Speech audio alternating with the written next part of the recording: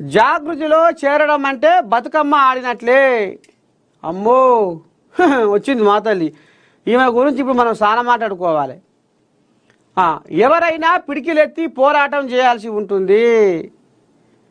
అమ్మని అమ్మ వాయ్య, జాగృతిలో చేరడం అంటే బతుకమ్మ ఆడినట్లే. వామ్మో రామసక్కం తల్లి. ఎవరైనా పిడికిలెత్తి పోరాటం చేయాల్సి ఉంటుంది. జాగృతి అంటేనే పోరాటాల జెండా, విప్లవాల జెండా. జాగృతి అధ్యక్షురాలు కల్వకుంట్ల కవిత హాట్ కామెంట్స్. తల్లి కవితమ్మ ఒక్కటి చెప్పుకుందాం తల్లి నీ గురించి. పిడికిలెత్తి పోరాటం చేయాలి. మరి ఇదే పిడికిలి నువ్వు ఆనాడు ఎందుకు చేయలేదు? దేని మీద అంటారా? జనాలు చావాలని వీళ్ళ అయ్యా కంకణం కట్టుకుంటు. ఊకో నర్సే తాత, జనాలు చావాలని కంకణం పెట్ట కట్టుకుంటాడు. నీ గమ్మది బాగానే ఉంది అనుకుంటురా? ఇప్పుడు ఈమె పోరాటం ఎప్పుడు చేయాలంటే గత 10 ఏళ్లలో ఈమె పోరాటం చేయవలసి ఉంది. అన్ని సరే కానీ కేసీరావు జనాలు చావాలని ఏం కార్యక్రమం చేసిండు తాత? ఆయన అంత అపకారం ఏం చేసిండు తెలంగాణకు అంటారా? ఈయనే తెలంగాణలో హరితహారం అని ఒకటి తీసుకొచ్చిండు. ఈ హరితహారంతో మొక్కలు పెట్టించి జనాల చంపాలని చూసిండు. అంటే ఎంత బుద్ధిగాలోడో చూడురి, ఎంత తెలివికాలోడో చూడురి.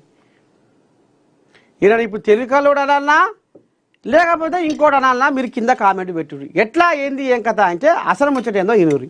ఇప్పుడు ఈయనే తెలంగాణలో 293 కోట్ల మొక్కలు నాటిచ్చిండు. అలా ఈ నాటించిన మొక్కలల్లా కొన్ని లెక్కలకు రాకుండా కొన్ని వీకిచ్చిర్రు, కొన్ని నాటించిన కాడ పీకిచ్చిర్రు. కానీ రికార్డులలో మాత్రము బ్రహ్మాండంగా నమోదు చేసిర్రు. రికార్డులో 293 కోట్ల మొక్కలు నాటిచ్చిర్రు. ఏం తక్కువ 1000 కోట్ల దాకా ఖర్చు పెట్టిర్రు ఈ మొక్కల పేరు మీద. మొక్కల పేరుతోటి ఒక్క మాటలో చెప్పుకోవాలంటే మొక్కల పేరుతో మెక్కేశారు అంటే బాగుంటుంది. మొక్కలతో మెక్కేశారు. ఎంత?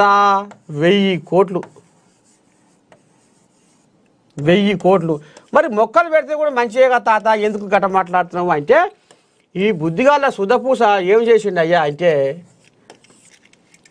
బాటల పొంచి బంధాల పొంచి అక్కడ ఇక్కడ ఊర్లల్లో ఉన్న నర్సరీలల్లో కోనా కార్పస్ అనే ఒక మొక్కను పెట్టించిండు.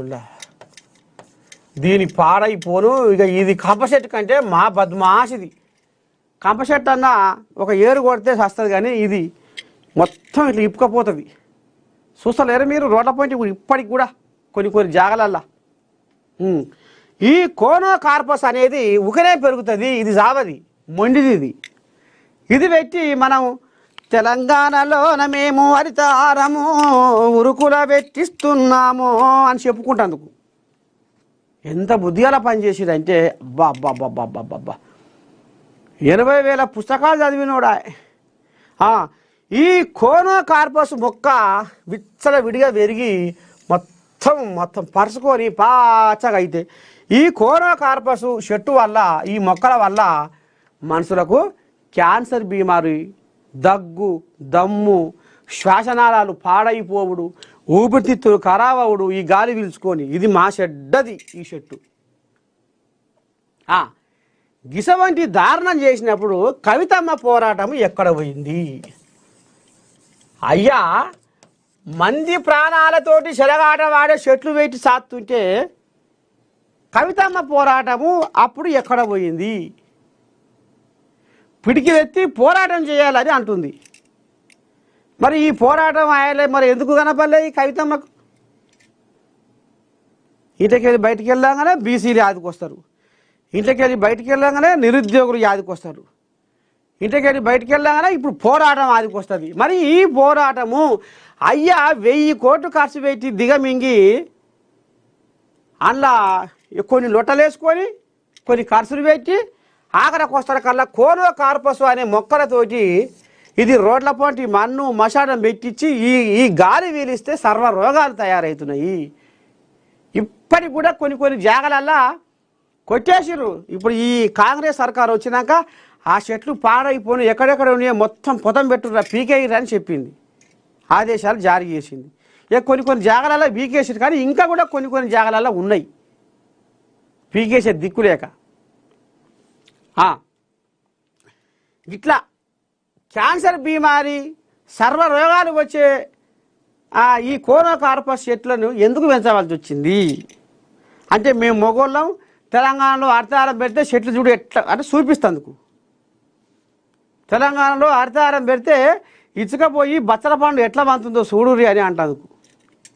గింత ఉద్దారకం గిసమంటి వ్యవహారం చేసి గింత రాష్ట్రాన్ని మొత్తం దరిద్రం అతలాకుతలం చేసి అంగడి చేస్తే ఆయల్ల కవితమ్మకు పోరాటము తెలవలే, పోరాటము ఆయల్ల చేయాలనిపించలే. ఇవాళ పోరాటం చేసేందుకు ఈ తల్లి తయారైంది.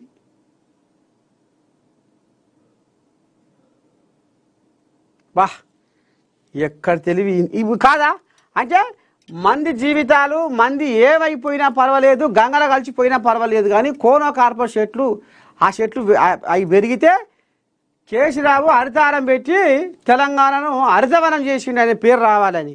వాళ్ళు జనాలు ఏమైనా పోని ఎక్కడైనా పోని గంగలో కలిసిపోయి అలా ప్రాణాలు ఏట కలిసిపోని. అవ్వ జరదన్నా ఉండాలి సంసారం నిప్పు వేట.